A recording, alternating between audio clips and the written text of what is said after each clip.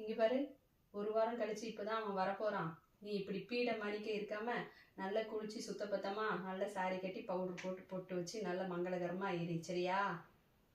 வெளியே போன ஆம்பளைங்க நாளையும் நடிச்சிட்டு இது பண்ணிட்டு வருவாங்க. வீட்டில் பொண்டாட்டி கொஞ்சம் மங்களகரமாக இருந்தால் தான் நல்லாயிருக்கும். நீ இப்படி உம்முன்னு இப்படி இருந்தேன்னா ஒன்றும் சரி வராது. இல்லத்த, நமக்கு இருக்க கஷ்டத்தில் யாருக்கு தான் கஷ்டம் இல்லை, யாருக்கு தான் ஒரி இல்லை, எல்லாரும் அப்படி தான் இருக்காங்க. நீ இப்படி இருந்தேன்னா ஒன்றுத்துக்கும் லாய்க்கப்படாது. அதனால் நல்ல சாரி கட்டி நல்ல சந்தோஷமாக இரு. இந்த கடுகு டப்பால ரூபா போட்டு வச்சுருக்கேன். 2 பேரும் சேர்ந்து படத்துக்கு ஏதாட்டு போயிட்டு வாங்க. நான் பிள்ளைகளை கூட்டிகிட்டு என் தங்கச்சி வீடு வரைக்கும் ஒரு 8 போயிட்டு நாளைக்கு வரேன், சரியா?